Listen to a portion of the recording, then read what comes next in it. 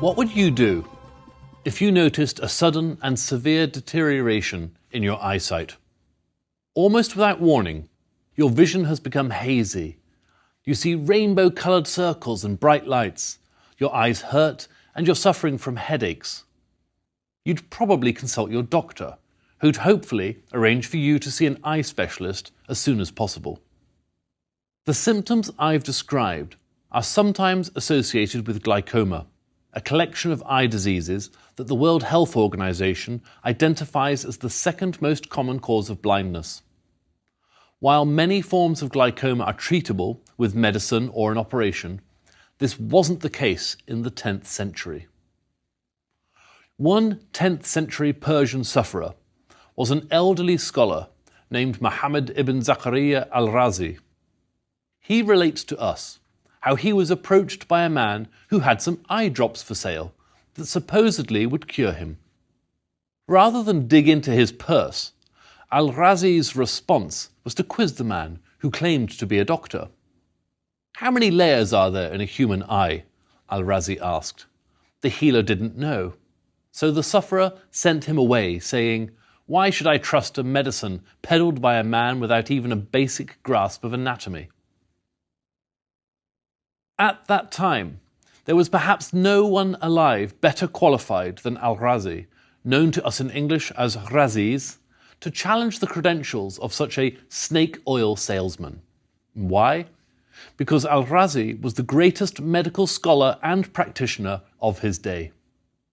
He wrote more than 200 manuscripts over the course of his lifetime, and many of his medical texts became classics that were still consulted in the Middle East and Europe hundreds of years later.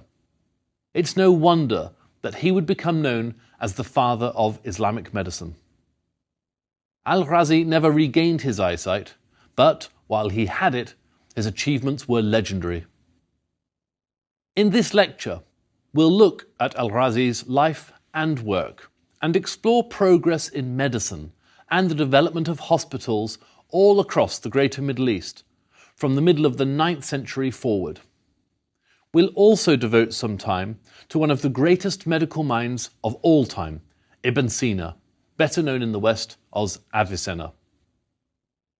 So let's start our journey by going back to al-Razi's early life, before he was losing his eyesight. Raziz was born in 854 in the Persian city of Rey, hence his family name of al-Razi.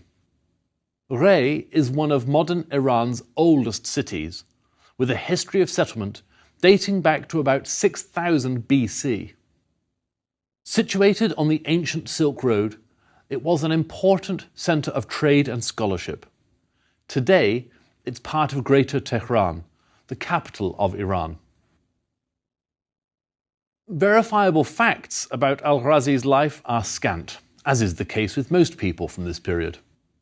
That said, all sources agree he developed a talent for music early in life, becoming an accomplished oud player. An oud is a stringed instrument, not unlike a lute. When he reached adulthood, he put music aside and took up alchemy, mathematics, philosophy, and literature. By turns, he excelled at, and then tired of, all these subjects, eventually taking up medicine at around the age of 30. And it's this subject to which he dedicated the rest of his life. Al-Razi left Persia in order to study medicine in the greatest city in the Islamic world at that time, Baghdad. In Baghdad, he had access to Arabic translations of the most important medical men from the ancient world. Of these, the earliest was Hippocrates, the 4th century BC Greek physician who was considered the father of Western medicine, and from whom we get the Hippocratic Oath. The second name was Galen, a Greek doctor who worked in the Roman Empire during the 2nd century AD.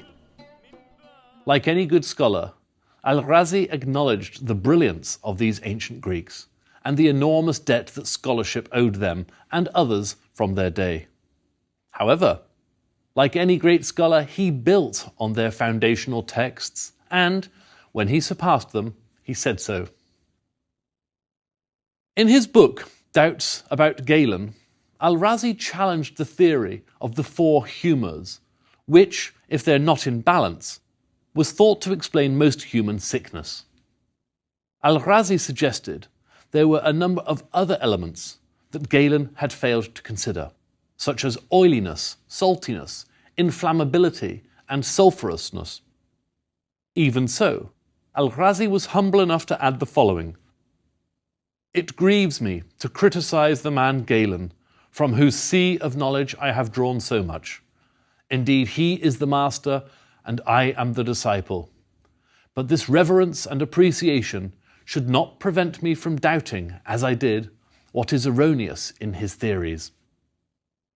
He also attacked the writings of Hippocrates for being disorganized and too brief, before he would go on to write a lengthier corrective text of his own. Al-Razi also wrote extensively about medical ethics, and in a book called Medical Ethics, he talks about the importance of morality in medicine.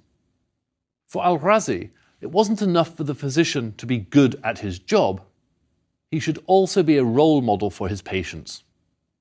He was also convinced of the mind-body connection in pursuit of good health.